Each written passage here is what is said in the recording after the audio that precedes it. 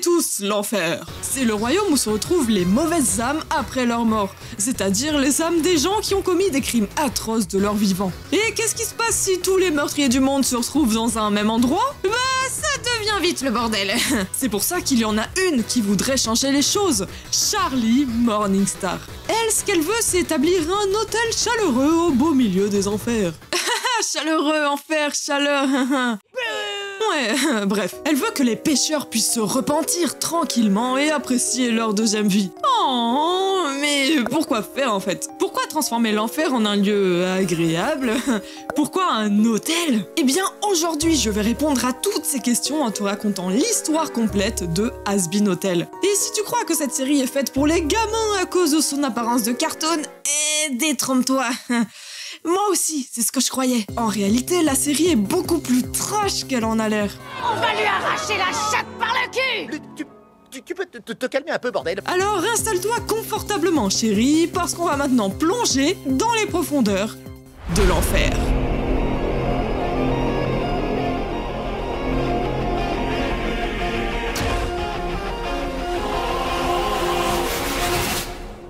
Avant toute chose, il faut remonter quelques siècles en arrière. Il était une fois un royaume de lumière protégé par des portes d'or et des êtres divins. Le paradis. Parmi ces êtres de lumière et de vertu, il y avait un ange du nom de Lucifer. Le paradis était un royaume vertueux et parfait, dépourvu de toute forme de mal. Mais en contrepartie, les êtres qui le peuplent n'ont aucune liberté, ils sont soumis à des règles très strictes. L'ange Lucifer rêvait d'un paradis avec plus de liberté. Mais les grands sages du paradis refusèrent que l'ordre qui régnait soit bouleversé. De l'autre côté, les êtres de lumière créèrent la terre et donnèrent naissance aux tout premiers humains, Adam et Lilith. Bien que les deux étaient égaux, Adam voulut être celui qui contrôle, mais Lilith refusa de se soumettre à sa volonté. Par conséquent, elle s'enfuit du jardin. Elle aussi ne voulait pas être soumise au contrôle de quelqu'un. Elle rêvait de liberté. Charmé par cette volonté d'indépendance, l'ange Lucifer rencontra Lilith, et les deux tombèrent éperdument amoureux. Leur souhait commun, c'était de partager la liberté avec l'humanité. C'est pour ça qu'ils offrirent le fruit de la connaissance à Ève, la nouvelle épouse d'Adam. Mais ce fruit était maudit. Cet acte de désobéissance permit l'infiltration des forces du mal sur Terre. C'est là qu'apparut un royaume de ténèbres et de péché. Découvrant que leur création divine fut salie par le mal, les êtres divins du paradis jugèrent Lucifer et Lilith pour leurs vices. Et en guise de punition, Lucifer fut banni du paradis. Les deux furent envoyés dans le monde qu'ils ont créé. Un monde libre mais cruel. L'enfer. Mais Lilith, elle s'épanouissait en enfer. À mesure que la population de l'enfer grandissait, son pouvoir décuplait. Menacées de voir l'enfer se rebeller contre elle, les forces du paradis prirent la décision d'envoyer chaque année des anges exorcistes en enfer pour exterminer la surpopulation de démons, et ainsi éviter que l'enfer puisse les atteindre. Mais l'espoir de Lilith perdura, et elle confia son rêve à sa fille, la princesse de l'enfer. Bon, ça c'est l'histoire de base qui nous est présentée au tout début, l'histoire de l'enfer. Là, on se trouve à Pentagram City, en enfer. Et tu l'auras compris, la princesse de l'enfer, bah c'est elle, c'est Charlie Morningstar, la fille de Lilith et Lucifer.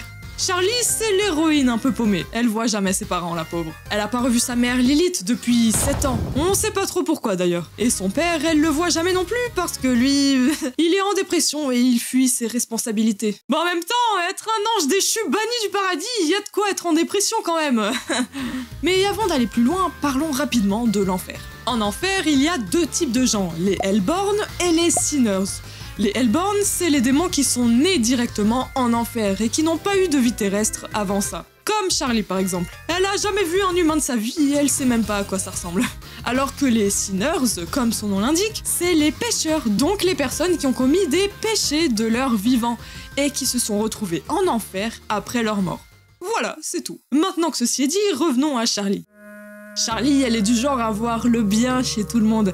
Elle passe son temps à vouloir régler les problèmes des autres avant de régler les siens. Ça lui fait de la peine de voir son peuple souffrir lors de chaque extermination annuelle. Elle trouve ça injuste. À la place, elle voudrait instaurer un système plus humaniste, un système qui permettrait d'offrir une seconde chance aux âmes qui se retrouvent en enfer. Elle veut créer une manière alternative pour que les pécheurs puissent se racheter avec un système de rédemption. Charlie est persuadée qu'il y a une part de bien au fond de chaque démon. C'est pour ça qu'elle annonce vouloir ouvrir un hôtel où règne la joie et la bonne humeur. Un hôtel où les sinners ne commettraient plus de vices, ce qui leur donnerait une chance de monter au paradis. Et donc Charlie, elle va passer en direct à la télévision pour présenter à la ville ce projet qui lui tient à cœur. Mais tout le monde se fout de sa gueule. Personne n'y croit. Après tout, l'enfer, c'est un no man's land total. Les rues sont dégueulasses. On dirait un peu les rues de Paris quand même, non? À tout moment, tu peux tomber sur des gens en train de ken, d'autres qui veulent te tuer. Tu peux aussi croiser des fous en train de bouffer des cadavres ou encore des détraqués misogynes qui te proposent de sucer leur tub. Bienvenue en enfer, bitch! Mais pour l'instant, le seul à résider dans l'hôtel en question, c'est un acteur porn rose qui s'appelle Angel Dust. Il adore la drogue, l'alcool, le cul, et il passe son temps à faire l'escorte et à semer le chaos. Et apparemment, avant d'arriver en enfer, c'était un toxicomane qui est mort d'une overdose. Voilà. Donc autant te dire que niveau publicité pour un hôtel où les démons sont censés rester sages, on peut pas faire pire. Bref, après l'interview catastrophique, Charlie, elle rentre à l'hôtel. Et elle est complètement désespérée. La seule personne qui la soutient vraiment, c'est Vaggie, sa copine. Pour l'instant, on sait pas grand chose sur elle, si ce n'est qu'elle passe son temps à s'énerver contre les autres parce qu'elle se déteste elle-même. Tout ce qu'on sait sur elle, c'est que avant d'arriver en enfer, elle serait morte en 2014 vers l'âge de ses 20 ans. En tout cas, Charlie, elle perd espoir et elle sait plus vraiment quoi faire. Bah oui, y a personne qui est intéressé par son projet d'hôtel à la noix là. Enfin, personne sauf un individu. Alastor. C'est le démon de la radio, aka l'un des démons les plus puissants des enfers. Ouais, rien que ça. La légende raconte qu'Alastor serait apparu en enfer il y a des décennies, et que du jour au lendemain, il a étendu son pouvoir et il a détrôné peu à peu de puissants démons, l'élevant ainsi au rang d'Overlord. Les Overlords, c'est les démons les plus puissants des enfers. Mais quand je dis puissant, il peut genre faire ça.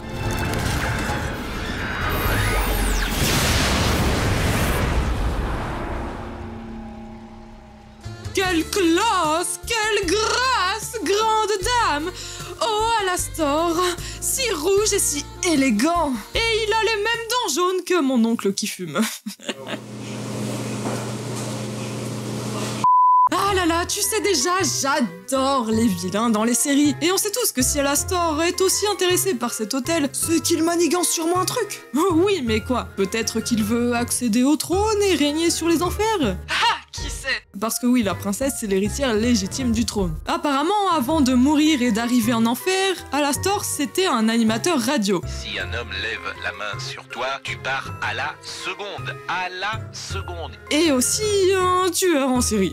Et que pendant qu'il était en train de cacher un cadavre, il aurait pris une balle en pleine tête parce qu'un chasseur l'a confondu avec un cerf. Ouais, c'est... Waouh.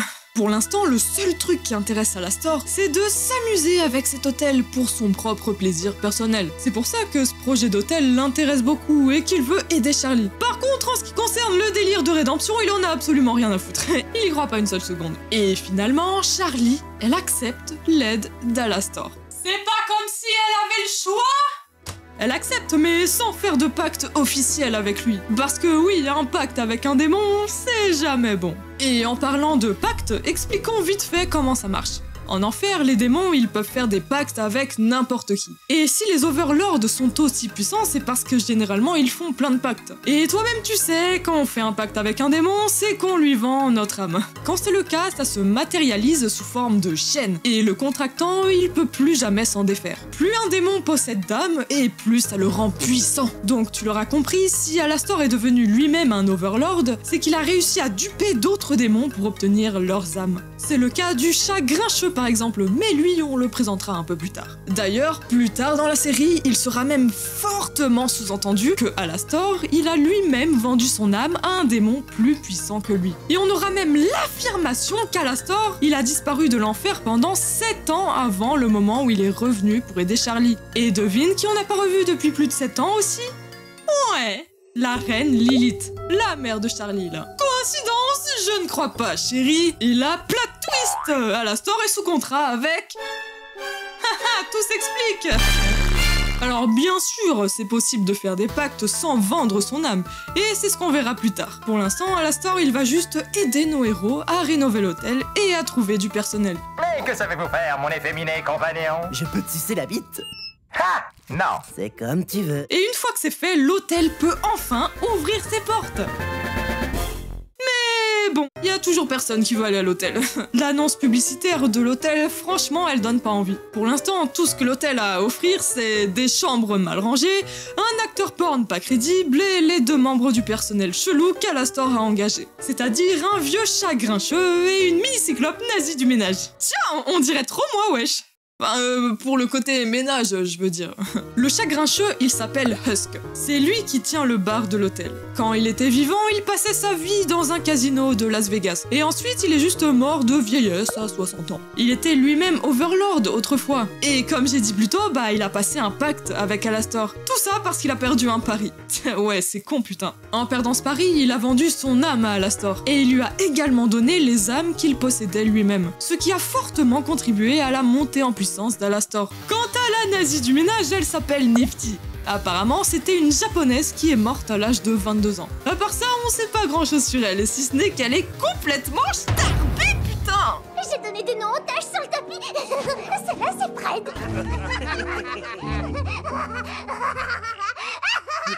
Et d'ailleurs, la seule raison pour laquelle Angel Dust il accepte de rester à l'hôtel, c'est parce qu'il peut loger gratuitement, à condition de rester sage et de pas faire de conneries. Ce qui n'est pas toujours le cas. Bref, pour en revenir à l'hôtel, autant te dire que c'est vraiment la giga merde. C'est presque peine perdue en fait. Jusqu'au moment où Charlie reçoit un appel de son père, donc Lucifer. Allô, papa? Il lui dit qu'elle a un rendez-vous avec un être céleste. Et ça, mais c'est génial pour Charlie! Un rendez-vous avec un être divin, mais c'est l'occasion parfaite pour montrer au paradis son projet d'hôtel. Projet qui est une alternative beaucoup plus douce à l'extermination annuelle. Elle va à ce rendez-vous et elle rencontre donc l'être céleste, qui n'est autre que Adam. Le premier homme sur Terre, la première âme humaine à être montée au paradis, et l'actuel commandant de l'armée d'exorcistes. Elle lui explique le problème de surpopulation en enfer et son projet d'hôtel. Mais lui, il en a rien à foutre. Il préfère l'extermination annuelle parce que, je cite, l'extermination c'est du divertissement. Et puis, d'une manière générale, Adam, c'est un gros fils de pute. Il est arrogant, prétentieux, il parle mal et il passe son temps à se vanter que c'est le premier humain sur Terre, blablabla. C'est un peu un cas désespéré ce mec. Et pendant que Charlie elle est à son rendez-vous, de l'autre côté on a Alastor qui se tape des barres en voyant Vaggie galérer avec l'hôtel. En tout cas, Charlie, elle rentre à l'hôtel après son rendez-vous. Ça s'est pas vraiment passé comme elle le voulait, et franchement, elle est hyper déçue. Pour lui remonter le moral, Vaggie et les autres veulent lui montrer la nouvelle annonce publicitaire qu'ils ont tournée pendant son absence. Mais au moment d'allumer la télévision, les infos annoncent que la prochaine extermination aura lieu beaucoup plus tôt que prévu. Pourquoi? Parce que Adam, il en a eu envie. Il fait ce qu'il veut, le mec. Et pour cause, le cadavre d'un ange exorciste a été retrouvé assassiné en enfer. Mais ça, personne n'est au courant pour l'instant. Donc maintenant, la prochaine extermination, elle aura lieu dans 6 mois. Et ce qui est intéressant avec ça, c'est que ça dépeint totalement les personnages de leur nature initiale. On nous présente les êtres du paradis comme les méchants qui viennent commettre un génocide annuel, alors que techniquement, ils sont censés être vertueux et parfaits. Et même si Adam, il a dit « Je n'ai jamais commis aucun péché de toute ma vie », et franchement, j'ai mes doutes. En plus, les exorcistes portent tous le même casque. Ça les déshumanise totalement. Ils ressemblent plus à des démons qu'à des anges. À l'inverse, on nous présente les démons des enfers un peu comme des victimes, et on s'attacherait presque à eux, alors que techniquement, ils ont commis des crimes atroces de leur vivant. Et surtout lui, là. Pour autant, je l'adore. Quoi qu'il en soit, maintenant le temps est compté parce que dans 6 mois, il y aura à nouveau une extermination. Et ça donnerait une bonne raison aux gens pour essayer l'hôtel. Mais malgré tout, tout le monde s'en bat les couilles. Après l'annonce de la télévision, c'est un bordel sans nom en enfer. Tout le monde panique et fait n'importe quoi. Oui, non, mais on va tous crever dans 6 mois de toute façon, donc autant profiter et faire un max de conneries tant qu'on peut encore. Et SMH. Entre-temps, on rencontre le plus grand rival d'Alastor, Vox, le démon de la télé. Il déteste Alastor, donc naturellement, il est prêt à tout pour l'anéantir. Et par extension, il veut aussi nuire à son projet d'hôtel. Franchement, ça le fait chier de voir que son rival, il a respawn comme ça de nulle part, après 7 ans de silence radio. Ouais. Et maintenant qu'on y est, parlons un peu plus en détail de Vox. Parce qu'au-delà d'être le rival rageux d'Alastor, il représente aussi une menace dormante pour l'enfer. En fait, ce mec, c'est un businessman, tu vois, et il veut faire un max de tunas. C'est lui qui dirige l'entreprise des Viz. Et les 2 autres membres de cette entreprise, c'est Velvet, spécialiste de la mode, et Valentino, un producteur de films porn. Ouais, c'est lui le boss d'Angel Dust, mais on y reviendra plus tard. L'entreprise des Viz, elle vend plein de produits un peu partout, comme par exemple la Love Potion, une boisson addictive, ou encore la V-Watch, une montre connectée. Au-delà de ça, les Viz, ils sont présents absolument partout en enfer. On les voit constamment à la télé, sur les réseaux, mais c'est aussi eux qui ont la main mise sur le courrier, l'industrie du porno, le commerce technologique, bref, tu l'auras compris, ils se font un max de moula. Leur objectif, c'est d'étendre leur influence pour gouverner sur Pentagram City. Et au passage, les Viz, c'est aussi des overlords. C'est pour ça qu'ils représentent quand même une menace, même si pour l'instant, ça reste secondaire. Quoi qu'il en soit, revenons-en à l'hôtel. Il y a un nouveau membre qui a rejoint l'équipe. Lui là, Serpentius. Alors de base, c'est un méchant à 2 balles qui aime pas Alastor, qui passait son temps à vouloir le détruire, au même titre que Vox. Et ensuite, il s'est fait engager par Vox, justement, pour infiltrer l'hôtel. Sauf qu'au final, il s'est fait cramer, Vox l'a viré, du coup, ça l'a rendu triste, Charlie a eu pitié de lui, et au final, il est resté, hein. Ah, et ses sbires aussi, ils sont restés à l'hôtel. Ouais, c'est des œufs. Mais bon, le problème principal, ça reste quand même la prochaine extermination. Pour essayer de trouver une solution face à ça, tous les overlords vont se réunir pour avoir une discussion. D'ailleurs, c'est à ce moment-là que les sbires de Serpentius, ils ont accompagné Alastor. Mais en arrivant devant le bâtiment où va se tenir la réunion, Alastor leur dit de rester dehors pour l'attendre. Sauf que y en a un qui s'est retrouvé coincé dans l'ascenseur. Du coup, le sbire qui s'est retrouvé coincé, il s'est aussi incrusté à la réunion. Réunion qui n'était pas du tout productive au final. C'est parti en couille. Comme d'habitude. Tu n'as rien capté. Ce n'est pas moi qui dois changer d'attitude. Tu vas m'écouter. Je suis une sacrée pétasse et je décide de tout ce que je choisis de faire. C'était une réunion très productive. Bande de baltringues. Allez bien vous faire foutre. En revanche, on apprend que c'est l'un d'entre eux, Carmilla, qui a tué l'ange exorciste. J'ai fait ça pour protéger mes filles, dit-elle. Et personne n'est au courant, personne à part un autre overlord. Sauf que le sbire, lui, il a entendu cette conversation. Et il a tout balancé à Alastor. Du coup, maintenant, Alastor, il est aussi au courant que c'est Carmilla qui a tué l'ange. Mais il va garder ça pour lui. À part ça, le projet d'hôtel, il est au point mort, comme d'habitude. Et ça rend Charlie complètement folle. Elle essaye désespérément de comprendre pourquoi l'hôtel fonctionne pas. À la limite, le seul truc qui progresse un peu à ce stade, c'est les relations entre les personnages. Ils apprennent à se connaître et deviennent de plus en plus proches. Et au passage, nous aussi, on apprend à mieux les connaître. Et on s'attache un peu plus à eux. Par exemple, on apprend que le boss de Angel Dust, Valentino, c'est un mec super violent qui abuse physiquement et moralement de lui, quoi, pour faire genre toujours plus de profit avec ses films porn. C'est un mec toxique qui tient Angel sous son emprise. Mais bon, Angel, il peut pas faire grand chose parce que il lui a vendu son âme et il est sous contrat avec lui. Et ça fait pitié, Mélissandre. Néanmoins, les mois passent et le jour de l'extermination se rapproche un peu plus. Charlie appelle son père, Lucifer, parce que c'est un peu le seul espoir qu'elle a. Il faudrait que je monte au paradis. Je dois parler à la personne la plus haut placée, plus haut qu'Adam. Je dois parler au grand chef. Non. Non. Non, Charlie, non. En clair, c'est... non. Mais papa! Une heure plus tard, Lucifer débarque à l'hôtel et ils lui font visiter. Mais franchement, il n'est pas emballé à l'idée que des démons puissent se racheter dans un hôtel. Il dit à sa fille, regarde, les démons sont des causes perdues. On leur offre la liberté et tout ce qu'ils savent faire, c'est semer la violence partout où ils vont. Tu as beau avoir les meilleures intentions du monde, tu ne pourras jamais les aider. Voilà qui est, ma foi, désespérant. Mais bon, après une énième chanson du désespoir, Lucifer lui accorde un rendez-vous au paradis. Mais il pourra pas y aller avec elle car il est banni du paradis, je le rappelle. Le lendemain, Charlie se rend au paradis. Et il y a aussi Vaggie qui l'accompagne. Mais bon, Vaggie de base, elle voulait pas vraiment venir. Et ensuite, elle découvre le paradis. C'est vraiment l'opposé total de l'enfer. Tout est super beau, propre, lumineux. Et Charlie, elle rêverait que l'enfer soit aussi radieux et bien entretenu. Elle aime tellement cet endroit qu'elle part faire un tour dehors. Et pendant ce temps, Vaggie reste seule à l'hôtel. Et 2 secondes plus tard, Coucou, ma petite flagellosaurus. il y a Adam qui débarque pour lui faire du chantage. Ouais, au calme le mec. Et en fait, c'est à ce moment-là qu'on apprend que Vaggie, elle faisait partie des anges exorcistes qui descendent une fois par an en enfer. Et que lors d'un énième génocide, elle a épargné la vie d'un jeune démon. Cette action a été considérée comme un acte de trahison. Et ça lui a coûté son œil gauche et ses ailes. Et c'est d'ailleurs pour ça qu'il y a une grosse croix rouge sur son œil manquant. Le problème, c'est que Charlie, elle est pas du tout au courant. C'est pour ça que Vaggie voulait pas l'accompagner au paradis à la base. Miss, j'ai des papillons dans le ventre, va grave kiffer de savoir qu'elle baise avec celle qui prenait son pied à massacrer son peuple. Votre couple va vivre l'extase. On se voit à l'assemblée.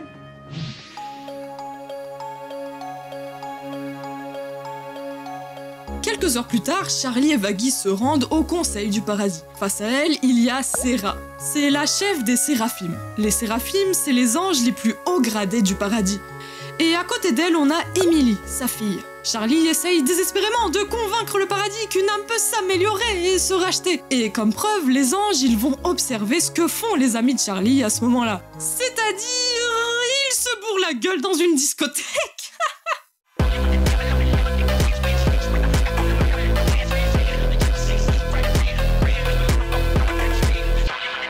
Bon, c'est pas très productif. Mais il y a quand même un truc intéressant qui va se passer. Lors de ce conseil, Emily apprend que c'est Serah, sa mère, qui a donné la permission à l'armée de faire des exterminations en enfer. Parce que oui, à part Serah et Adam, il y a personne d'autre qui était au courant que chaque année, des anges descendent pour tuer des démons. C'est le seul moyen que Serah a trouvé pour préserver le paradis d'une éventuelle menace. Et en apprenant ça, Emily, elle tombe des nues. Et elle se range du côté de Charlie. Et au passage, il y a Adam qui a balancé devant tout le monde que Vaggie, c'était un ange exorciste. Mais quel tuant celui-là! Insupportable, je te jure. Malheureusement, rien de tout ça n'a été suffisant pour convaincre le conseil. Vaggie et Charlie se font renvoyer en enfer. Notez bien la date fatidique, parce que je vais commencer l'extermination par votre hôtel. Fuir des enfoirés. Charlie, faut pas que tu laisses tomber. Je vais trouver une solution, je te le promets. Et ensuite, Serah dit à sa fille: Je t'en prie, ne te pose pas de questions, ou tu finiras comme Lucifer, déchu. Je ne veux pas te voir subir cette chute. De retour à l'hôtel après cet échec lamentable. Maintenant, tout le monde est au courant que Vaggie, c'était un ange. Et pendant ce temps, il y a Charlie qui pleure toute seule dans sa chambre. Elle est très déçue d'avoir échoué face au conseil du paradis. Et en plus, elle se sent mal que sa meuf lui ait menti pendant des années. Mais Alastor, il trouve ça trop amusant.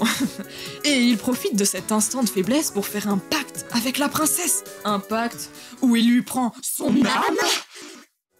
Non, il lui prend pas son âme. À la place, il lui dit ce qu'il sait sur les anges. En l'occurrence, il sait que les anges ne sont pas si invincibles qu'on le croit. Tu te rappelles du sbire de Serpentius qui s'était introduit à la réunion des Overlords et ensuite il avait tout raconté à Alastor? Et bah là, Alastor, il révèle à Charlie que c'est Carmilla qui a tué l'ange exorciste. Donc Carmilla, elle sait forcément comment on peut blesser un ange. Et si on peut battre un ange, ça veut dire qu'on a une chance de pouvoir se défendre contre eux. Et ça donne une chance à Charlie de sauver son hôtel. Par contre, ce qui est vachement plus bizarre, c'est quand Vaggie, elle dit: Mais je savais pas que c'était possible.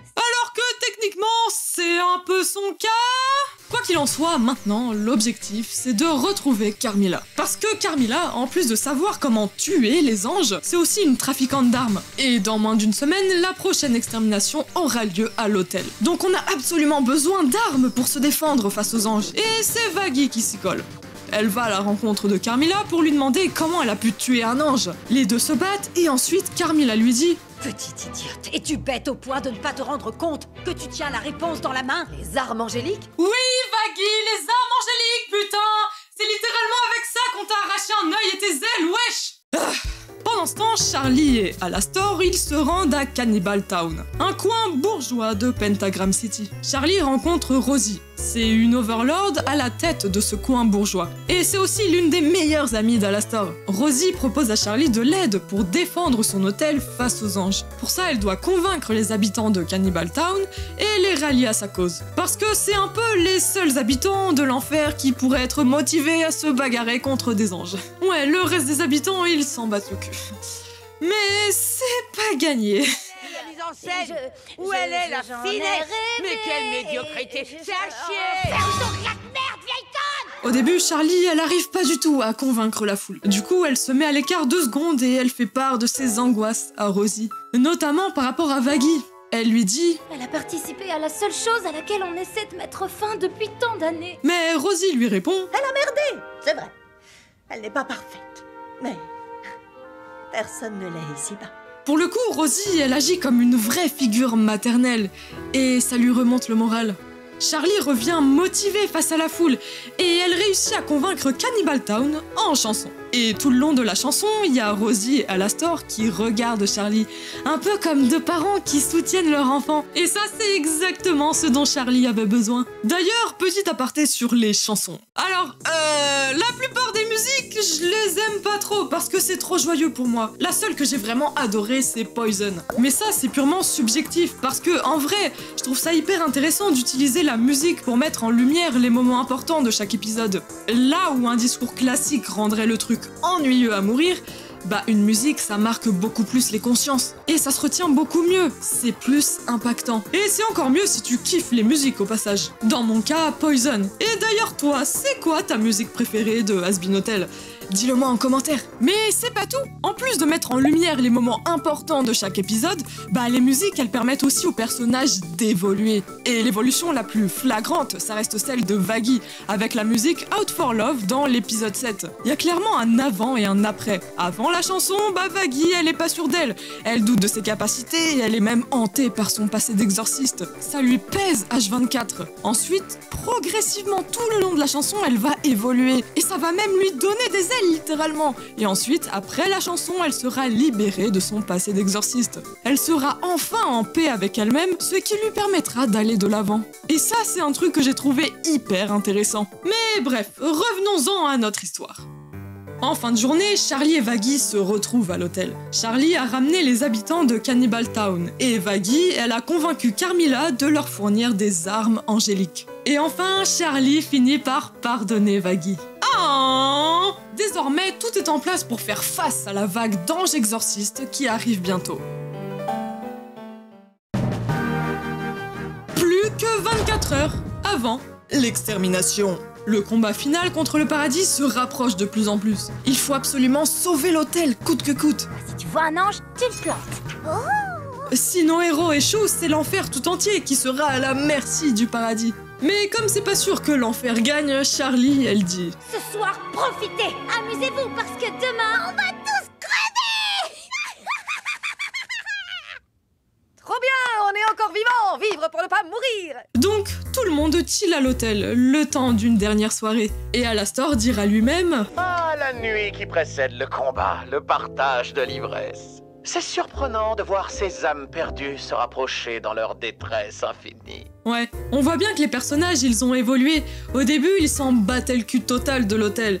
Et maintenant, ils y restent pour le défendre. Surtout Angel Dust, je pense que c'est le personnage qui a le plus évolué de toute la série. Au début, il prenait pas du tout au sérieux la cause de Charlie. Il voyait plutôt le Has-Been Hotel comme une manière d'être logé gratos. Et ça lui permettait aussi de mettre un peu de distance entre lui et son producteur abusif, Valentino. Mais de fil en aiguille, bah Angel il a évolué tout au long de la série. Il a sympathisé avec Charlie et les autres, puis il a fini par les apprécier sincèrement. Et au bout d'un moment, il a même accordé sa confiance à Husk en lui dévoilant ses faiblesses. Donc ouais, le projet de Charlie, il a du sens maintenant.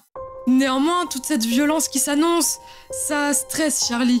Elle aimerait tellement que ses parents soient là pour la soutenir. Si seulement ma mère était là pour voir ça. Mais heureusement, elle peut compter sur le soutien de Vaggie. Et le lendemain, l'heure de l'extermination a sonné. Les anges exorcistes débarquent en enfer à l'endroit où se trouve l'hôtel. Ils attaquent, mais les démons se défendent. Ensuite, Alastor crée un gigantesque bouclier autour de l'hôtel. Ça permet de temporiser un peu. Mais Adam finit par briser le bouclier. Et après, c'est le combat entre les deux big boss qui commence. Adam versus Alastor.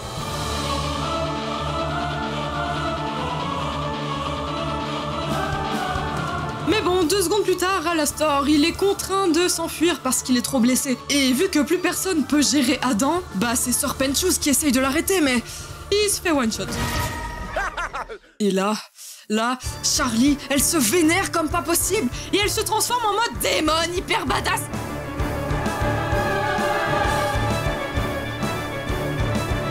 C'est ça qu'on veut, putain!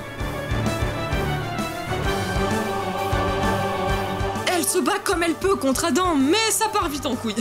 Heureusement, son père, Lucifer, le roi des enfers, apparaît et il la sauve de justesse. Et maintenant, je vais totalement te déflorer!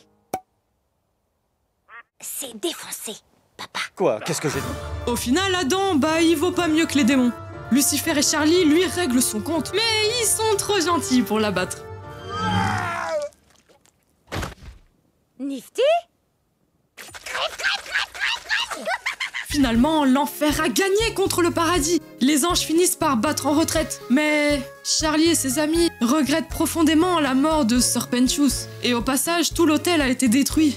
Ils le reconstruisent tous ensemble et Alastor finit même par revenir. Le Has-Been Hotel est complètement rénové et il est maintenant prêt à accueillir les Sinners. Parce qu'en battant les anges exorcistes, Charlie, elle a prouvé à tout son peuple que ce projet d'hôtel, il a du sens, putain. Et pour cause, Serpentius, le démon serpent qui est mort au combat, il réapparaît au paradis. C'est bel et bien la preuve que les démons peuvent se repentir et monter au paradis. Ça y est, Charlie, elle a enfin accompli son rêve. Mais attends.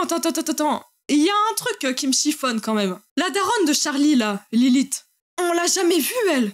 Elle est où, au juste? Adam est mort. Votre accord est terminé et c'est moi qui prends le relais. Ta progéniture menace les fondations même du paradis. Si tu veux continuer à te la couler douce, tu vas aller faire un tour en bas et arrêter cette petite merdeuse. Tu m'as compris, Lilith. Oh shit.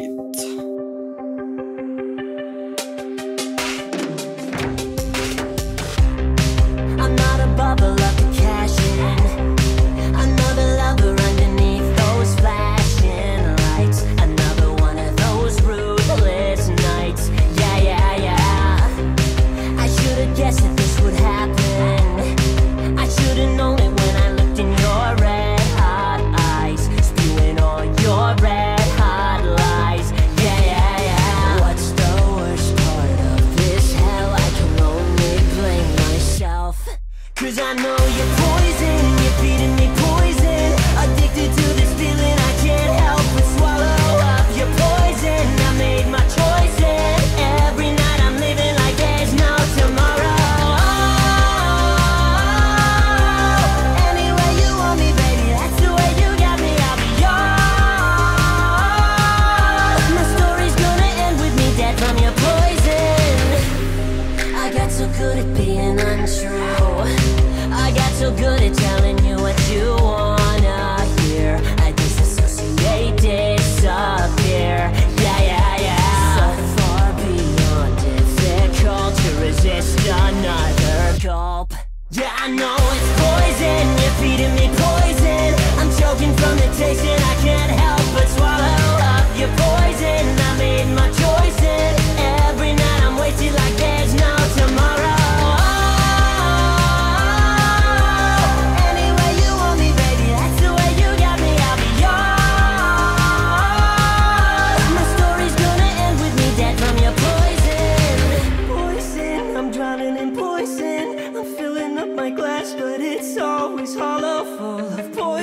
I'm sick of the poison.